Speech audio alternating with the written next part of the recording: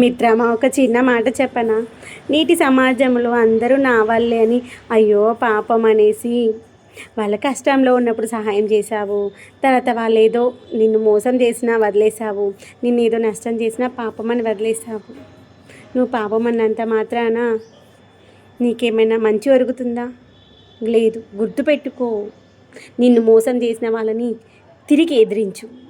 నువ్వు మోసపోయావు, ఇంకొక నలుగురిని మోసపోకుండా ఉంటాడు. ఒక్కసారి వాడిని దుమ్ము దులిపేశావనుకో, పోనిలేని పాపానికి వదిలేయకు. నువ్వు వాడిని పోనిలేని పాపానికి వదిలేస్తే నువ్వే పాపంలో పడిపోతావు.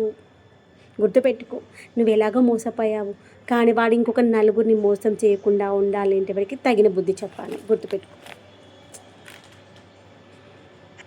ఉన్నది ఒకటే జిందగీ రవై. నచ్చినట్టు ఉండు, నచ్చినట్టు తిను, నచ్చినట్టు తిరుగు. కానీ ప్రతి ఒక్కళ్ళు మనోళ్ళు అని మాత్రం అస్సలు బిల్కుల్ నమ్మకం. ఎవరిని ఎక్కడ పెట్టాలో అక్కడనే పెట్టు. ఎంతలో తీసుకోవాలో అంతలోనే తీసుకో. ఎక్కువ చేసినావు అనుకో, ఇంత ఒక్కి పడేస్తారు. అర్థమవుతుందా? ఎవరికి ఇచ్చే రెస్పెక్ట్ వానికే ఇవ్వు, ఎవరికి ఇచ్చే ఇంపార్టెంట్ వానికే ఇవ్వు. ఉన్నది ఒకటే జిందగీ రవై. నచ్చినట్టు ఉండు, నచ్చినట్టు తిను, నచ్చినట్టు తిరుగు.